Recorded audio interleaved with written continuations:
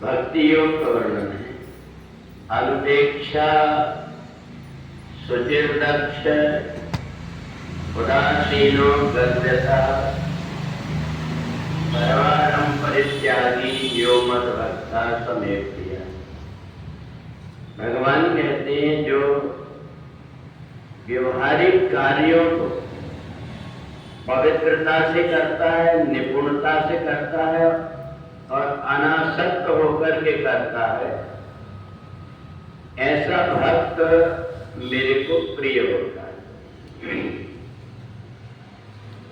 संसार में परमात्मा से जुड़ने का एक उपाय है भक्ति का मार्ग, और भक्ति का मार्ग सहज और सरल मार्ग है।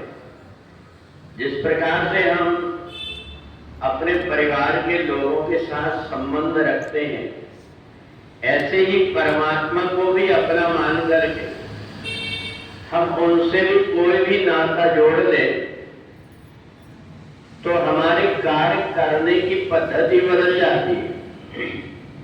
जो लोग 12 बजे 2 बजे तक के स्नान नहीं करते और जिनने केवल नियम बना लिया है कि हम स्नान करने के बाद भगवान को 2 अगरबत्ती लगाएंगे, तो उनकी दिनचर्या बदल जाती।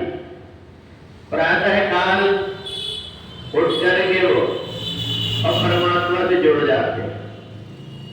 भक्ति में हमारे दिनचर्या का बहुत प्रभाव पड़ता है। हम कैसे रहते हैं, कैसा व्यवहार करते हैं, इसके अनुरूप ही हमारा जो कुछ भी जीवन है वो निर्भर करता है। कोई किसी भी व्यक्ति को देख करके पता लग जाता है कि जो व्यक्ति कार्य कर रहा है उसका कार्य करने का ढंग क्या है। सेवा का कार्य तो एक मजदूर भी कर लेता है, परंतु सेवा के साथ में श्रद्धा और भक्ति जिसके अंदर है वो कार्य कुछ अलग दिखाई देता है, और सेवा के माध्यम से किया गया कार्य अलग दिखाई देता है। जब एक भोजन बनाने वाले के हाथ से बनवाते हैं उसका ही अलग प्रभाव होता है, और घर के जो पारिवारिक हमारे सदस्य बनाते हैं उनका भाव कुछ और होता है। मजदूर का भाव होता है पैसे के लिए बना रहा हूं, और परिवार के लोगों का भाव होता है प्रेम के कारण, स्नेह के कारण, वात्सल्य के कारण कार्य कर रहे हैं। बस यही अंतर है हमारे कार्य करने में। हम जो कुछ भी कार्य करते हैं हमारे भाव क्या है उसके अनुसार से परमात्मा से हमारे नाता जोड़ते हैं। अब परमात्मा की भक्ति करने के लिए प्रत्येक व्यक्ति के मन में इच्छा होती है मैं परमात्मा की भक्ति करूं, परंतु परमात्मा की भक्ति कैसे करें?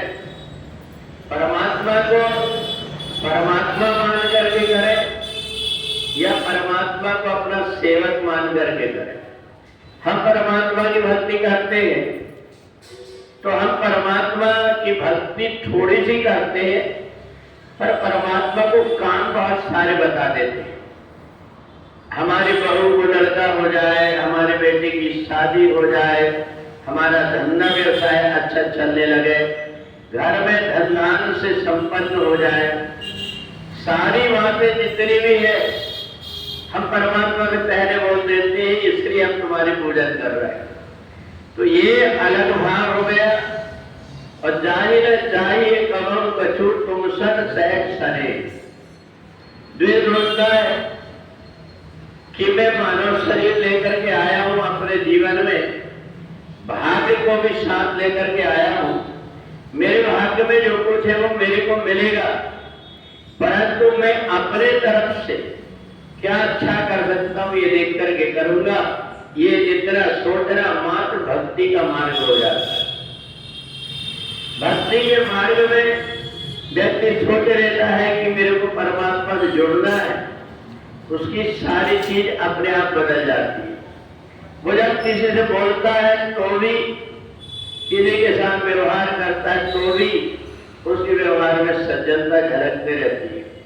और इसलिए अद्वेष्टा सर्वभूतानां मैं मैत्रा करुण एवं, जितने भी प्राणी हैं उनके साथ में मित्रता का, करुणा का, वात्सल्य का भाव रख करके किसी से भी किसी प्रकार की ईर्ष्या द्वेष जो व्यक्ति नहीं करता, सब व्यक्ति प्रसन्न रहे ऐसी भावना से लेकर के कर्म करता है, वो परमात्मा के नजदीक पहुंच जाता है।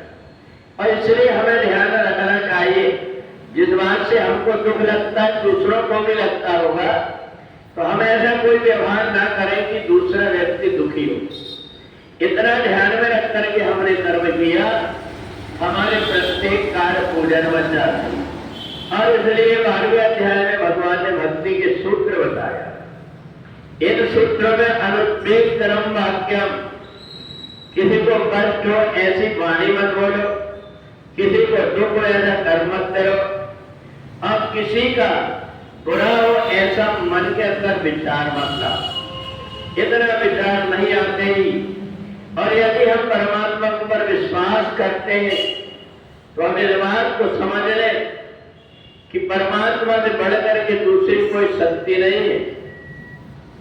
इसलिए अगर हम परमात्मा से जुड़े तो दूसरी जितनी चीजें हैं वो अगर हमको परेशान भी करती हैं तो परमात्मा उसको सहज में दूर कर देते हैं।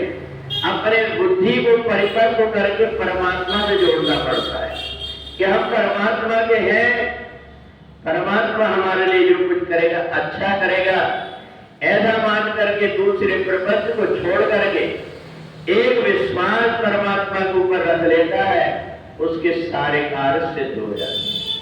गुरु वृंदावन।